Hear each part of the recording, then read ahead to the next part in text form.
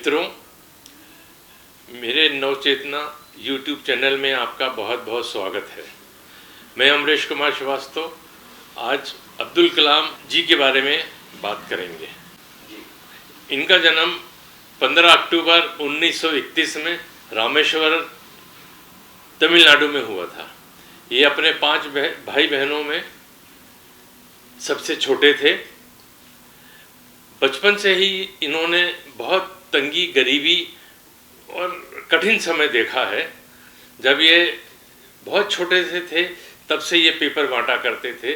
सुबह 4 बजे उठ के ये गणित के ट्यूशन के लिए जाते थे। उसके बाद 8 बजे ये स्टेशनों पे, बस स्टैंडों पे न्यूज़पेपर बांटा करते थे। इन्होंने बहुत कठिन जीवन जिया है अपना, मगर ये शुरू से बहुत ज़्यादा होशियार थे। पढ़ने में इनका बहुत ज़्यादा ध्यान था और व्यक्तित्व इनका बहुत बड़ा था। एक बार स्कूल में इनके सुब्बू अय्यर इनके टीचर थे। उन्होंने पक्षी के बारे में बताया और वो सब बच्चों को समुद्र किनारे ले गए और उन्होंने बताया कि पक्षी कैसे उड़ता है, उसकी बनावट कैसे होती है, उसका पंख कैसे होते हैं और वो कैसे अपने आप को बैलेंस करता है। अब्दुल कलाम जी के दिमाग में वही बात आई और इसलिए उन्होंने अंतरिक्ष में काम करने का उसी दिन से उन्होंने विचार कर लिया। कठिन समय था उनके लिए, मगर उन्होंने अपना विचार कर लिया कि मैं अब अंतरिक्ष में ही के लिए ही काम करूंगा। इनके पिताजी भी बहुत गरीब परिस्थिति के थे। इनके पिताजी नाविकों को अपनी नाव जो है किराए पे दिया करते थे। जो नाविक जो मछली पकड़ने जाते थे उनको ये किराए पे दिया करते थे। इसी से इनका घर चला करता।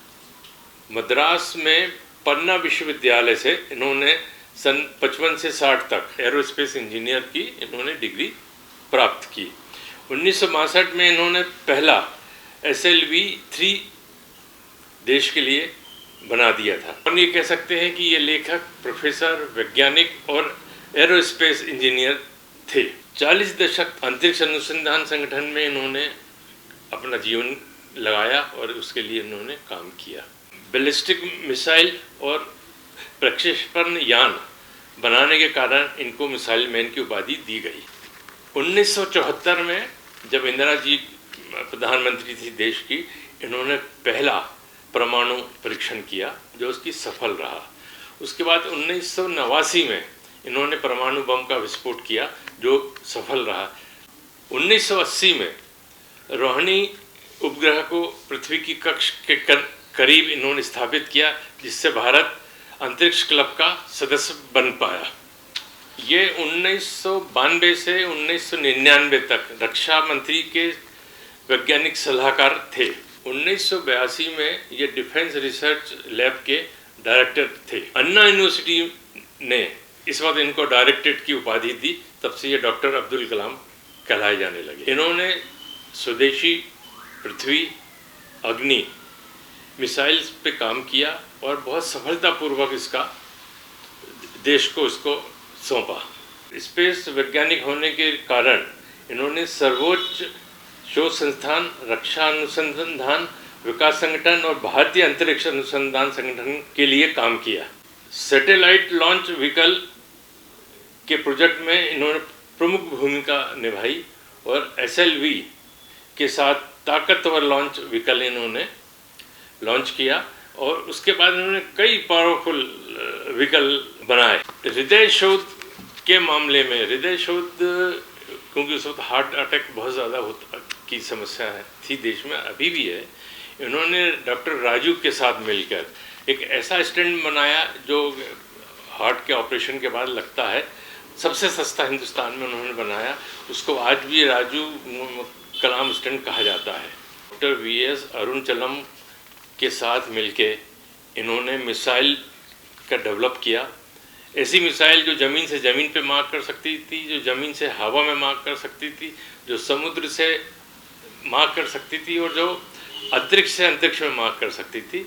यह इनका बहुत बड़ा योगदान था। इन्होंने सन 85 में त्रिशूल, 88 में पृथ्वी और 89 में अग्नि, ये 3 मिसाइल इन्होंने इस देश को दी हैं।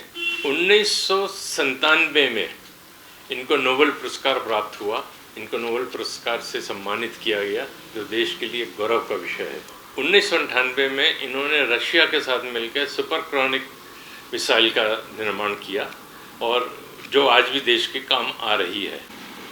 18 जुलाई 2002 में इनको राष्ट्रपति चुनाव में निर्वाचित किया गया। इनको प्राप्त 90% वोट इनके पक्ष में गिरे और ये देश के राष्ट्रपति निर्वाचित हो गए। 27 जुलाई 1915 में ये IIM के एक कार्यक्रम में भाषण दे रहे थे। उस वक्त इनका हृदय गति रुक जाने के कारण इनका निधन हो गया।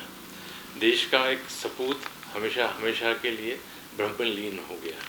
मित्रों, अगर मेरा ये YouTube चैनल आपको पसंद आया हो तो कृपया सब्सक्राइब करें, कमेंट्स बॉक्स में अवश्य कमेंट लिखें। धन्यवाद।